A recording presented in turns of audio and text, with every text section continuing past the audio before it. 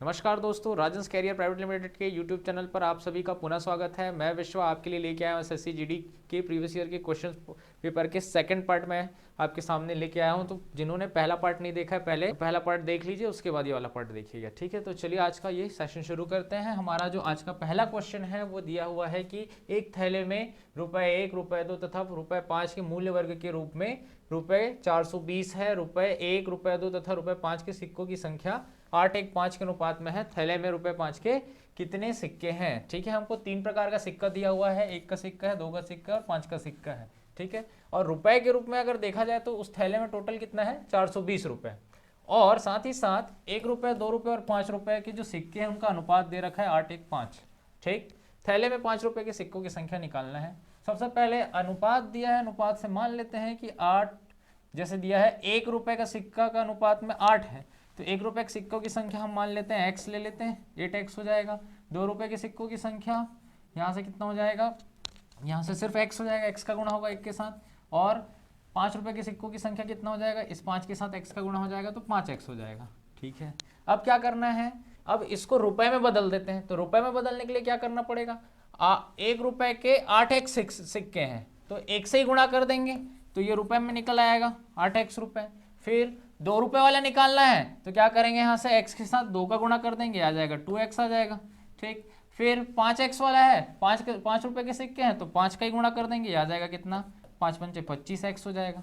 और ये रुपए में निकल गया। अब तीनों को क्या कर देते हैं, जोड़ देते हैं, तो किसके बराबर में आ जाएगा, ये ₹420 के बराबर में आ जाएगा, ठीक है। इन सभी को जोड़ देते हैं, कितना हो जाएगा, ये 35x, ठीक। 35x बराबर आ जाएगा 420। 7 से भाग कर देते हैं, 5 बार में जाएगा, 7 से ये 6 बार में जाएगा, फिर 5 से भाग करेंगे तो 12 बार में जाएगा। तो x का मान 12 आ रहा है। हमको पूछा गया है कि ₹5 के कितने सिक्के, तो ₹5 के सिक्कों की संख्या हमने कितना माना था, 5x माना था। तो अब इसमें x का मान रख देंगे तो 5 × 12 करेंगे, ये आ जाएगा 60, यानी कि ₹5 के सिक्कों की संख्या कितनी है, 60। ऑप्शन सी इसका उत्तर होगा, ठीक है। नेक्स्ट क्वेश्चन देख लेते हैं इसी तरीके से। नेक्स्ट क्वेश्चन हमको दे रखा है, एक राशि चक्रवृद्धि ब्याज पर 3 वर्षों में स्वयं का 5 गुना हो जाती है, ठीक है। ब्याज का संयोजन वार्षिक किया जाता है, ये बोल रहा है कितने वर्षों में राशि स्वयं का 125 गुना हो जाएगा। देखिए आपको क्या बोला है, 3 वर्ष का समय दिया है, ठीक। 3 वर्ष में कितना हो जाता है, ये 5 गुना हो जाता है। अब हमको पूछ रहा है कितना गुना के लिए पूछ रहा है, 125 गुना के लिए पूछ रहा है। तो 125 गुना का निकालना है। और देखिए कौन सा है, ये चक्रवृद्धि ब्याज है, ध्यान रखिएगा, कंपाउंड इंटरेस्ट है। तो कैसे सोल्व करेंगे इसमें, जहां जितना पूछा जाता है जितना गुना के लिए, पहले इसको इसके रूप में तोड़ के देखते हैं। 125 को 5 की घात के रूप में लिखेंगे तो 125 जो होता है वो 5 की घात 3 होता है, ये हमको पता है। 5 की घात 3 करने से 125 आता है।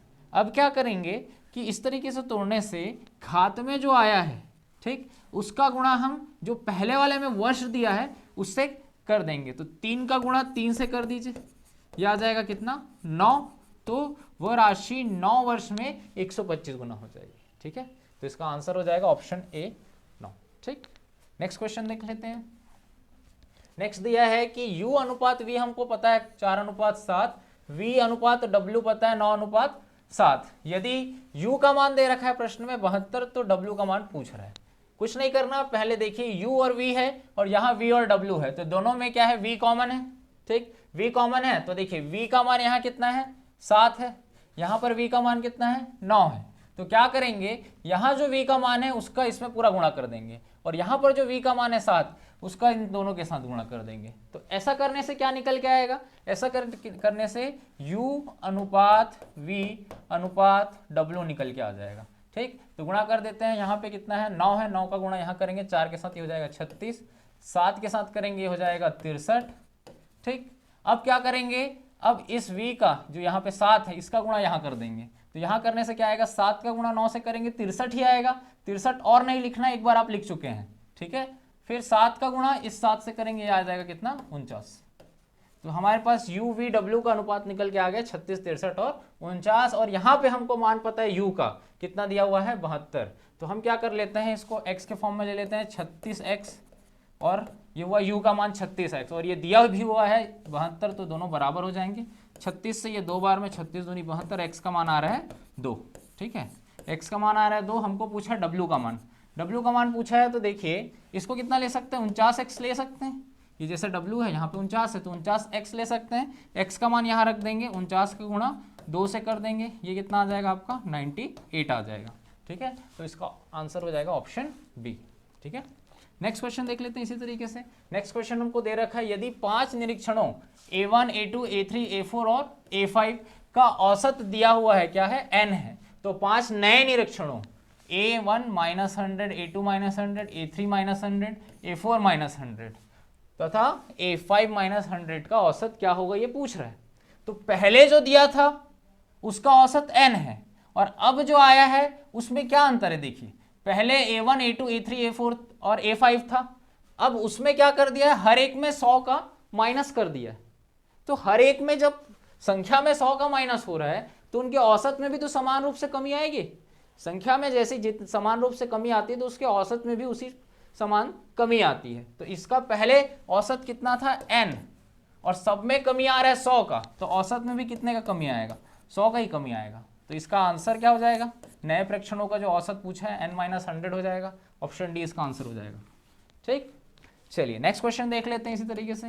नेक्स्ट क्वेश्चन क्या दे रखा है, अध्यापक के वजन को शामिल करने पर 22 छात्रों के एक समूह का औसत वजन 1 किलोग्राम से बढ़ जाता है।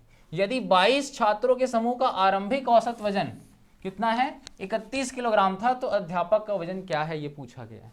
हम क्या करते हैं, हमको औसत का फॉर्मूला पता है। औसत का फॉर्मूला ये होता है आंकड़ों का योग बटे आंकड़ों की संख्या। ठीक है, तो योग निकालना हो तो क्या कर लेंगे, औसत और संख्या को गुणा कर देंगे। तो देखिए पहले 22 छात्रों का औसत कितना था, 31 किलोग्राम। ठीक है, तो 22 छात्रों का कुल वजन अगर निकालना हो तो कैसे निकलेगा, इसको गुणा कर देंगे 31 को कितने से, 22 से। ठीक है, ये कर सकते हैं। और अब क्या बोला जा रहा है कि इसमें ये जो कुल है इसमें एक और, यानी कि एक और व्यक्ति आ जाए, एक व्यक्ति कौन, अध्यापक और आ जाता है।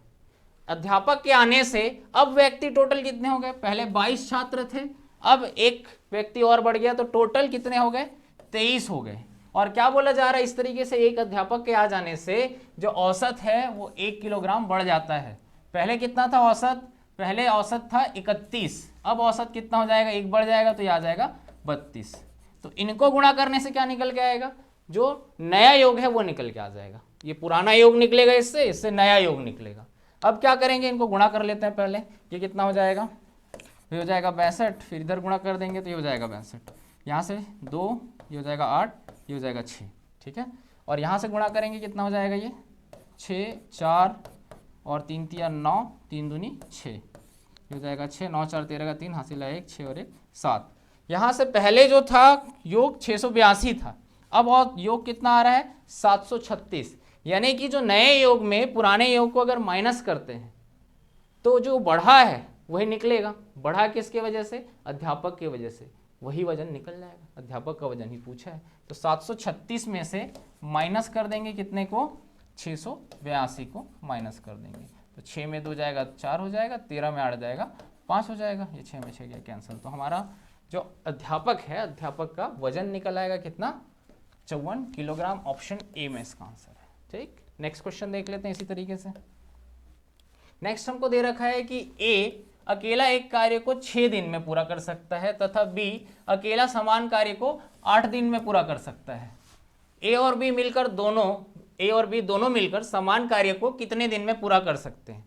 ठीक है, अलग अलग दिया हुआ है और एक साथ मिलकर पूछा गया। बड़ा सिंपल क्वेश्चन है, क्या करेंगे, दोनों का पहले कार्य क्षमता निकाल लेते हैं। ए अगर 6 दिन में कर सकता है तो कार्य क्षमता इसका 1/6, और बी अगर 8 दिन में कर सकता है तो इसका कार्य क्षमता 1/8। दोनों का मिला के पूछा है, क्या करेंगे, इन दोनों को जोड़ देंगे। ठीक, कितना आ जाएगा, ये 8 यहाँ चला जाएगा, 6 यहाँ चला जाएगा, तो 8 और 6 जुड़ जाएगा, ये हो जाएगा 14, और इनका आपस में गुणा हो जाएगा, 6 गुणा 8 कैंसिल होगा, कैंसिल कर देते हैं इसको। 2 से 7 बार में, ये 2 से जाएगा 4 बार में। ठीक, और यहाँ से आ जाएगा 7/24, ये दोनों की कुल कार्य क्षमता है। इसको उल्टा कर देंगे, क्या आ जाएगा, ये 24/7 आ जाएगा। 24/7 दिनों में ये दोनों मिलकर उस कार्य को समाप्त कर देंगे। इसका ऑप्शन ए सही है।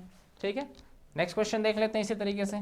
नेक्स्ट क्वेश्चन हमको क्या दे रखा है, अनिल, दीपक तथा दिनेश मिलकर एक कार्य को 35 दिनों में पूरा कर सकते हैं, अनिल तथा दिनेश मिलकर समान कार्य को 60 दिन में पूरा कर सकते हैं। दीपक अकेला समान कार्य को कितने दिन में पूरा कर सकता है? देखिए 3 व्यक्ति हैं, पहले अनिल, दीपक और दिनेश, तीनों मिलकर काम को 35 दिन में कर सकते हैं। अब इनमें से 2 लोग, कौन कौन? अनिल और दिनेश, ये मिलकर अगर काम करते हैं, इसमें दीपक नहीं है अभी, है ना, जब ये 2 मिलकर काम कर रहे हैं तो ये दोनों मिलकर काम कर रहे हैं, 60 दिन में पूरा कर रहे हैं। अब इसमें पूछा है कि अगर यही काम को दीपक करे अकेले तो कितने दिन में करेगा? तो हम क्या करते हैं कि तीनों का जो कुल कार्य क्षमता है वो कितना हो जाएगा? 35 का उल्टा हो जाएगा 1/35। इसमें से माइनस कर देंगे किसको? अनिल और दिनेश के। अनिल और दिनेश के कार्य क्षमता को माइनस कर देंगे तो किसका निकल के आएगा? दीपक का। ठीक है, तो ये आ जाएगा 1/60। अब क्या करना है, यहाँ से 60 का इधर गुणा, 35 का इधर गुणा, ये कितना हो जाएगा? 60 में से 35 आप माइनस करेंगे, आ जाएगा 25। ठीक, और यहाँ पे नीचे इनको गुणा करके लिख दीजिए 35 गुणा 60। 5 से इसको भाग दे देते हैं, 5 से ये 5 बार में, 5 से ये 7 बार में, फिर ये 5 से जाएगा कितने? 12 बार में। तो ये कितना आ रहा है हमारा? 1/84 आ रहा है। इसको उल्टा कर देते हैं तो उल्टा करने से आ जाएगा कितना? 84 दिन। तो ये किसका समय निकल जाएगा? ये निकल जाएगा दीपक का समय। दीपक अकेले कार्य को 84 दिन में कर सकता है, इसका ऑप्शन ए सही हो जाएगा। ठीक है, इसी तरीके से नेक्स्ट देख लेते हैं। नेक्स्ट हमारे पास क्या है? यदि सोनू 20 मीटर प्रति सेकंड की गति से एक कार चला रहा है तो सोनू 936 किलोमीटर की दूरी को कितना समय में पूरा करेगा, तय करेगा? ये दिया हुआ है प्रश्न में। आपको जो चाल दिया है सोनू का वो किस में दिया है? मीटर प्रति सेकंड में। ठीक, और दूरी कितना दिया है? 936 किलोमीटर का दूरी दिया हुआ है, तब समय पूछा है। तो फॉर्मूला हमको पता है, समय बराबर होता है दूरी बटे चाल। ये फॉर्मूला होता है, इस फॉर्मूले से निकाल लेंगे। लेकिन इस चीज का ध्यान रखना है कि इसमें ये मीटर प्रति सेकंड में दिया है और ये किलोमीटर में दिया है, तो इसको पहले कन्वर्ट कर लेते हैं। किसको? अब यहाँ पे कन्वर्ट किसको करना है ये ध्यान रखेंगे, ऑप्शन के थ्रू। ऑप्शन हमको घंटे में दिया है, यानी कि मीटर प्रति सेकंड को हमको बदलना पड़ेगा किसमें? किलोमीटर प्रति घंटे में। ये कैसे होगा?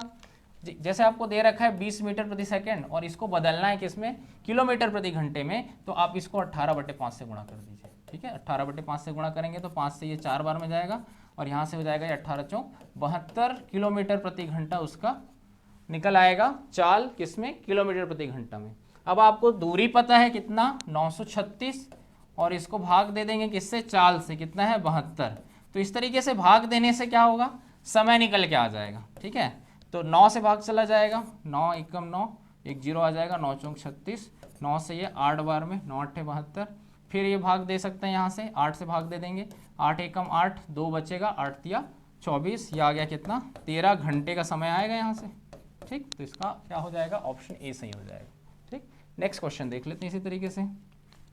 नेक्स्ट दिया हुआ है, राजेश 25 किलोमीटर प्रति घंटा की गति से अपने दफ्तर जाता है तथा 20 किलोमीटर प्रति घंटा की गति से अपने घर वापस आ जाता है। यदि वह कुल 9 घंटे लेता है, टोटल किसमें दिया हुआ है? समय दिया हुआ है, टोटल ध्यान रखिएगा कितना? 9 घंटे। तो उसके दफ्तर तथा घर के मध्य दूरी क्या है? ये पूछा गया है प्रश्न में।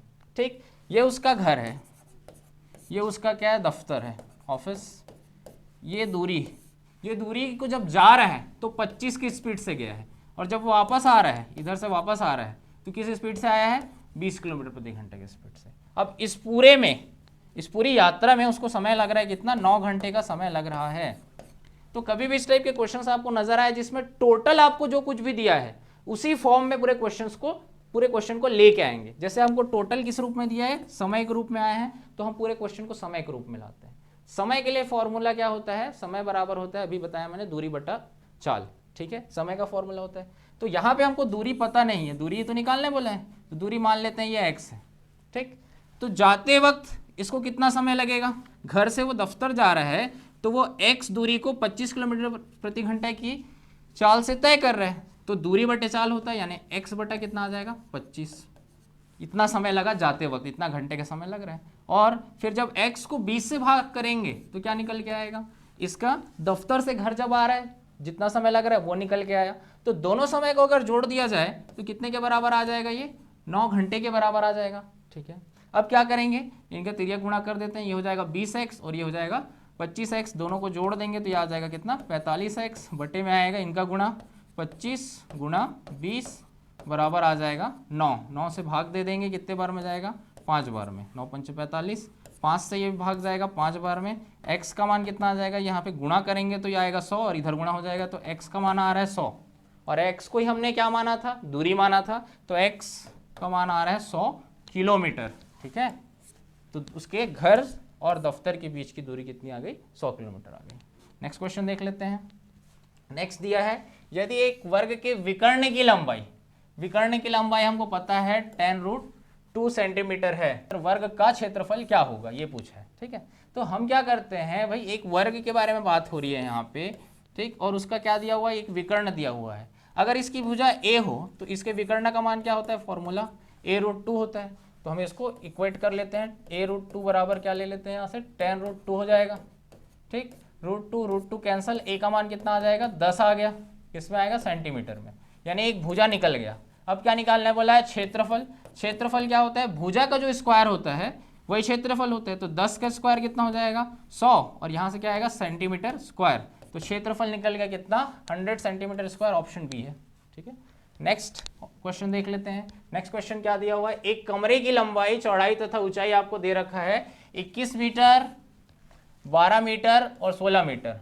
ठीक, उस कमरे में रखी जाने वाली सबसे बड़ी छड़ की लंबाई क्या होगी। एक कमरे के बारे में बात किया गया है, उसकी विमाएं, लंबाई, चौड़ाई और ऊंचाई दिया हुआ है, उसमें एक छड़ रखना है। तो ये कमरा किस शेप का होगा, डेफिनेटली ये कमरा घनाभ के शेप का होगा, क्यूबॉइड के शेप का होगा। इसमें अगर सबसे लंबा छड़ रखना है तो इसके कहाँ रखना पड़ेगा, इसके विकर्ण पर रखना पड़ेगा। अब यानी कि हमको घनाभ का विकर्ण निकालना है। तो घनाभ का विकर्ण का फॉर्मूला क्या होता है, विकर्ण बराबर, विकर्ण को अगर d से प्रदर्शित किया जाए तो इसका फॉर्मूला होता है L√L² plus b² plus h², यानी सभी को स्क्वायर करके जोड़ना है और उसका स्क्वायर रूट निकाल देना है। तो चलिए पहले स्क्वायर करते हैं। 21 का स्क्वायर कितना हो जाएगा, 441 हो जाएगा। ठीक, 12 का स्क्वायर कितना हो जाएगा, 144 हो जाएगा। ठीक, 16 का स्क्वायर कितना हो जाएगा, 256। अब सभी को क्या कर देते हैं, जोड़ देते हैं। तो ये हो जाएगा 6 4 10 और 11 का 1 हासिल आया 1, 4 और 1 5, 5 4 9, 9 5 14 का 4 हासिल आया 1, ये हो जाएगा 4 और 1 5 और 1 6 और 2 8, 841 आ रहा है। 841 का क्या निकालना पड़ेगा, वर्गमूल निकालना पड़ेगा। तो 841 का वर्गमूल कितना आता है, 29 होता है। ठीक, तो इसका आंसर जो आ रहा है वो आ रहा है कितना, 29 मीटर, यानी विकर्ण की लंबाई कितनी आ गई, 29 मीटर, ऑप्शन सी इसका सही है। ठीक है, नेक्स्ट क्वेश्चन देख लेते हैं। नेक्स्ट क्वेश्चन हमको क्या दे रखा है, एक शंकु की ऊंचाई पता है हमको कितना, 16 सेंटीमीटर, तथा उसके आधार की त्रिज्या कितना है, ये 30 सेंटीमीटर। यदि इसे रंगने की दर 14 रुपए प्रति सेंटीमीटर स्क्वायर है तो शंकु को बाहर से रंगने में कुल खर्चा कितना होगा, ये प्रश्न है हमारा। तो देखिए, एक पहले शंकु बना लेते हैं। शंकु को जिस आकृति का बनता है, जिसका आधार क्या होता है, वृत्ताकार होता है। अब इसको बाहर से रंगना है इस तरफ उसके, तो हम सिर्फ बाहर से रंगेंगे, मतलब इसके कहाँ पे रंगेंगे, इसके वक्र पृष्ठ पर। तो वक्र पृष्ठ का क्षेत्रफल का फॉर्मूला होता है πr/l होता है, जहाँ पे r मतलब त्रिज्या, इसके आधार की त्रिज्या ये r, और l मतलब होता है क्या, इसकी तिर्यक ऊंचाई, ये इसकी तिर्यक ऊंचाई l, और ये क्या कहलाता है, इसकी ऊंचाई है। ठीक, इसको ऐसे दिखाते हैं। तो हमको क्वेश्चन में क्या पता है, इसकी ऊंचाई पता है, यानी h का मान पता है, 30 सेंटीमीटर त्रिज्या पता है, यानी r का मान पता है। तो r और h पता है, हमको पहले l निकालना पड़ेगा। तो l का फॉर्मूला क्या होता है, l इक्वल्स टू होता है √r² प्लस h²। ठीक, यानी दोनों को स्क्वायर करके जोड़ना है और स्क्वायर रूट निकाल देना है। तो 16 का यहाँ पे r दिया है 30, 30 का स्क्वायर कितना हो जाएगा, 900, और 16 का स्क्वायर कितना हो जाएगा, 256। इनको जोड़ देंगे, ये हो जाएगा 6, ये 5, 9 2 11, 1156 हो रहा है। 1156 का स्क्वायर रूट कितना होता है, ये हम सभी को पता है, 34 होता है। ठीक, यानी l का मान कितना निकल गया, 34 निकल गया। अब क्या करेंगे, इस फॉर्मूले में मान रख देंगे। ठीक, ये वक्र पृष्ठ निकल जाएगा, वक्र पृष्ठ पे ही रंगना है। ठीक, तो πr/l में मान रखना है, पाई का मान आ जाएगा 22/7, r का मान कितना आ जाएगा, r मतलब त्रिज्या 30, उसके बाद l अभी आप निकाले हैं, ये कितना है, 34। अब देखिए, एक चीज समझना है हमको, ये तो यहाँ से क्षेत्रफल निकल जाएगा सॉल्व करने से, लेकिन हमको क्या बोला है, खर्च पूछा है। तो खर्च किस हिसाब से निकलेगा, वही यहाँ पे दिया है ना, 14 रुपए प्रति सेंटीमीटर स्क्वायर। ठीक, यानी जितना भी क्षेत्रफल आएगा उस क्षेत्रफल में कितने का गुणा करना पड़ेगा, 14 का गुणा करना पड़ेगा। तो इसलिए यहाँ पे कितने का गुणा कर देते हैं, 14 का गुणा कर देते हैं। ठीक, 7 से ये भाग चला जाएगा, दो बार में भाग चला जाएगा। अब यहाँ पे हम सॉल्व कर लेंगे, ये कितना हो जाएगा, 22 तिया 66 और एक जीरो आ जाएगा और ये आ जाएगा 34 दूनी 68। इसको गुणा कर लेंगे तो गुणा करेंगे सिर्फ जीरो को लास्ट में लगा सकते हैं। 8 का गुणा 6 से कीजिए, 8 छक्के 48 का 8 हंसकलाई 4, 8 छक्के 48 और 4 हो जाएगा 52, 528 हो जाएगा। फिर 6 का गुणा 6 से, 6 छक्के 36 का 6 हंसकलाई 3, 6 छक्के 36 और 3 39 हो जाएगा। यहाँ पे सॉल्व कर लेते हैं कितना हो जाएगा। ये हो जाएगा 8, ये हो जाएगा 6 2 8 और 9 5 14 का 4 हंसीला 1, 3 और 1 4 और एक जीरो ये जो बचा हुआ है वो यहाँ लगा देंगे। कितना आ जाएगा 44,880 रुपये आएगा। इसमें टोटल खर्च ऑप्शन डी इसका सही है। ठीक, नेक्स्ट क्वेश्चन देख लेते हैं इसी तरीके से। नेक्स्ट क्वेश्चन क्या दे रखा है, एक गेंदबाज ने लगातार 15 मैचों में ये विकेट दिया हुआ है, लगातार 15 मैच में। पहले मैच में 0, दूसरे मैच में 3, फिर तीसरे मैच में 2, चौथे मैच में 1 विकेट लिया है, उसको दिखाया गया है। अब इसमें क्या पूछा गया है, दिए गए आंकड़ों का बहुलक क्या है ये पूछा गया है। बहुलक मतलब क्या होता है, जो सबसे ज़्यादा बार आता है। ठीक है, जो सबसे ज़्यादा बार आता है। तो यहाँ पर हम देख सकते हैं कौन जो है सबसे ज़्यादा बार आया है। जीरो तो एक ही जीरो 2 बार दिख रहा है। ठीक, 3 यहाँ पर एक 3 है, ये एक 3 है और 3 इधर नहीं है, तो 3 2 बार आया है। ठीक, और देख लेते हैं यहाँ से 2 है, 2 को काउंट कर लेते हैं कितना बार है, एक बार ये 2 है, फिर 2 3 4।